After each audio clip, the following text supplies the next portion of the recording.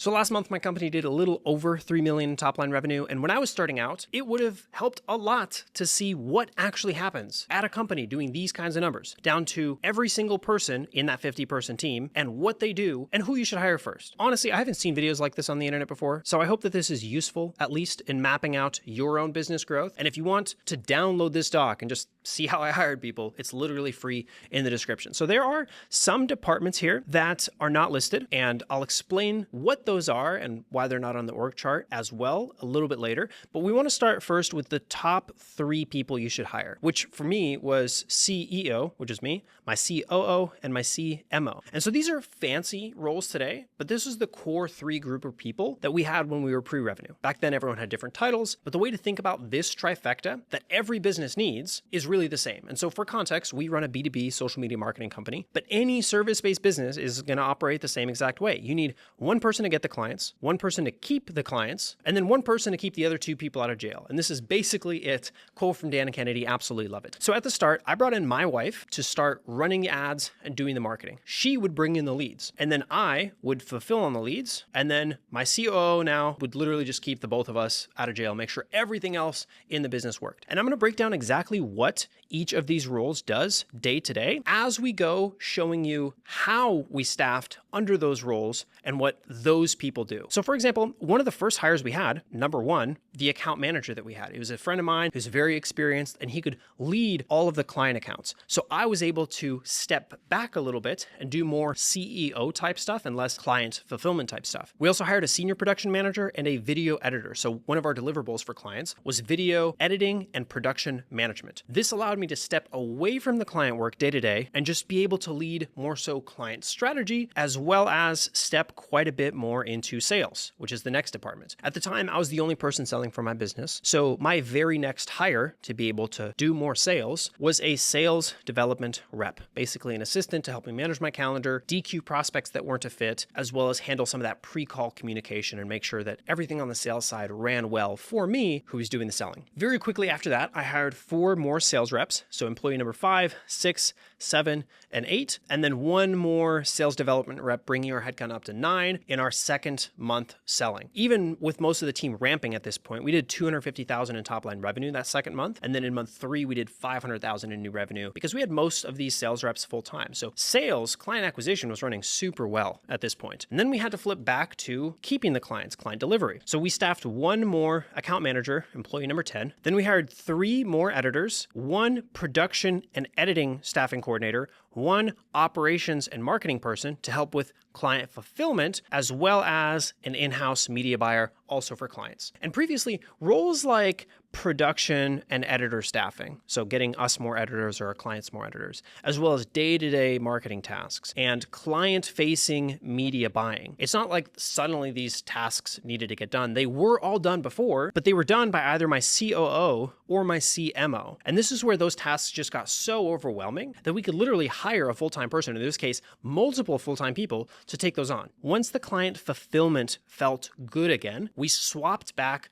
to driving up revenue. And this whole time, we're like flip-flopping from one thing to the other. First, we focus on sales and client acquisition. Then we focus on client fulfillment. Then we go back to legal and ops, making sure that everything runs smoothly. And my very next hire on the sales side was a sales team lead. So they are by most definitions a player coach. I know is very taboo in the sales space, but give me like 3 seconds to rant. The coaching that we do on the sales side in our company is super light. It is a once-a-week huddle. Mostly it's to discuss admin and marketing changes. And this role mostly just acts as an intro for new hires on the team. So they aren't leading daily sales training or even reviewing a bunch of calls. They're just a really, really good rep with incredible integrity and good management experience. And they help me communicate with the team as a whole. And then when I drop a new initiative or some kind of change, I can run it by them first, make sure that it works for them and the rest of the team. They are the spokesperson for the team. And then sometimes they even communicate it to the team on my behalf. And I know this is very different from how most other sales teams are ran, but instead of having a lead lead sales trainer, I much prefer to just hire good reps that don't need a whole bunch of training, that they can close hundreds of thousands, if not $1 million a month for me, straight out the gate without me having to spend a bunch of company resources training people up, basically finding people on the street with no experience in a sales role, bringing them in, and then telling them how to speak on call or send emails. My personal preference on how I run a sales team, this works for me. We run about a 6% cost off top line revenue. It's very efficient. And yet I still have reps that are on track for making $500,000 this year in commissions. And if you want more on the sales side for my company, subscribe. I have another video coming on it soon. It'll be really good.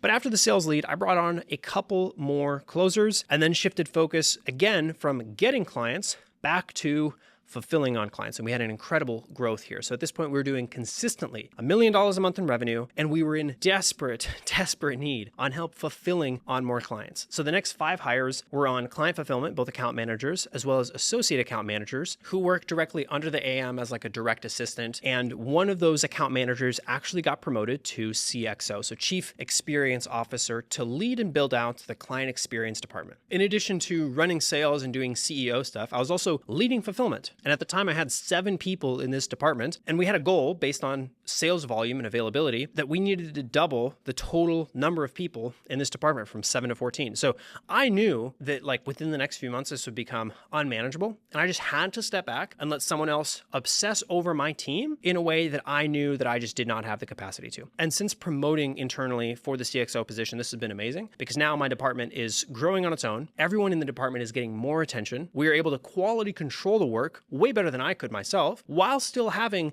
the visibility that I need week to week to be able to see the progress through this CXO. But now that client acquisition and client fulfillment was properly staffed, we were super short on the compliance side of the business. So what my COO was previously doing was then split into an operations specialist, which is just basically a liaison between all departments in the company, making sure that everyone communicates well, as well as a controller who handles all of the payroll, tax, compliance, bookkeeping, as well as general counsel for legal. And previously, again, all these tasks were done by one amazing person, and now they have their own specialist to that role. And so this dramatically increased my COO's capacity for more new projects, but also it allowed everything to get better. Like at the start, the 3 of us, employees number 0, were all generalists. Like, yes, I had some experience in accounting, and that was my collegiate and first career outside of college. I had a background in financial accounting. My CMO had experience with stats and financials. She has a master's in economics, so the math behind media buying was super easy for her. And then my COO had a lot of experience in Silicon Valley tech, leading customer support teams, compliance, project management. But now we could hire specialists for all of these roles that were individually better than any one of us. It was at this point in the business that I felt everything about the business become easier. Like suddenly there's a smarter person than me doing almost everything in the business for me. My controller has the federal withholding percentages completely memorized for federal payroll. It's crazy. My sales lead is doing better leading the day-to-day stuff of my sales team than I could. My CXO micromanages my AM team better than I ever could. And my lawyer, holy crap, do not mess with my lawyer. It is at this point that I felt like all of the bases were covered. For the first time, I actually felt like I could breathe running this business. And I totally get the saying that like people have where the bigger business is easier to run than a smaller business. That is 100% true. I swear. And I think the tipping point for your business to become easier to run is about 30 employees. After that, it got way easier for me. And after that, we also brought in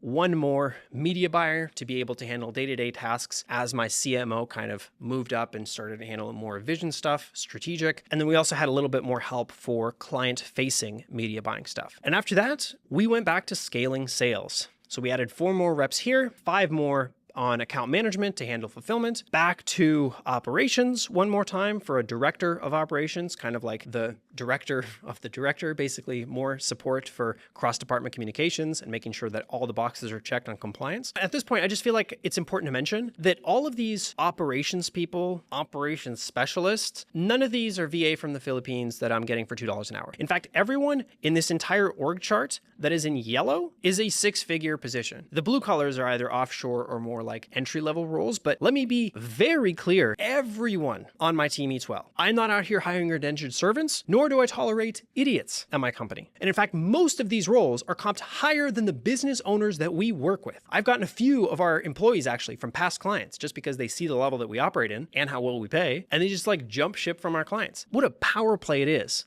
on the sales side for some of our reps to be able to get on calls with the prospects they're talking to, knowing that they make more in take-home pay than almost all of the people they're selling to. Working with truly smart and amazing people is just such a position of authority. And it helps me sleep at night knowing that if anything happens with a prospect or a paying client or like whatever business problem happens in the business, I have people working on those issues that are smarter than the people that are complaining about them. Like what a flex it is to not even have to look into a situation and just say, my team is smarter, I'm sure they'll figure out a solution. Freaking love my people. Another big role that we recently hired is internally a production partner. Super proud of this. It's a partnership that I've had with an employee for multiple years from a previous business. Recently negotiated a 7-figure contract with their team to be able to take over production for our company. So instead of having 1 million editors and production people staffed, we interface with their CEO, CFO, and COO. We don't directly work with their staff. So they're technically not under our umbrella, they're under theirs. And this is technically just a vendor, but there's also like 30 people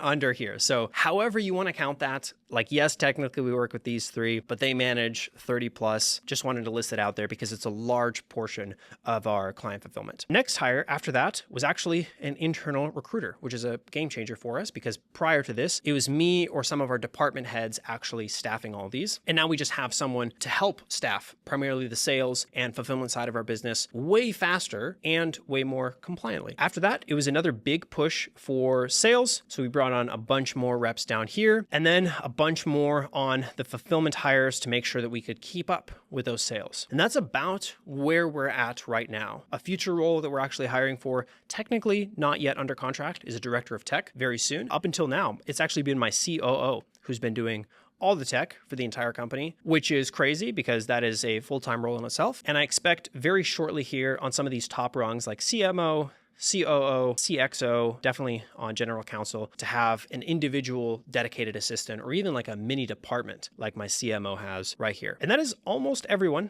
that we have in the entire company doing a little over 3 million a month, about a 50-person headcount. I expect our next big milestone will be about 5 million top line revenue per month. And for that, I can very easily forecast we'll need about 4 more sales reps and about 8 more AMs to fulfill on that workload. But operationally, it's going to look very similar to what it does now. There are also a couple of departments not listed here, an arm of the business that we're actively winding down, as well as my internal content production team. Neither are business essential, one because we're winding it down, and the other because it's more of like a personal brand type stuff. They are very important to me, but just not relevant, so I don't have them listed here. But if you found this video helpful in planning out growth for your business, I think this one, talking about the 5 biggest mistakes I made scaling up to this point, including a couple of really serious hiring mistakes that I just didn't even bother mentioning now, I think this will also help a bunch.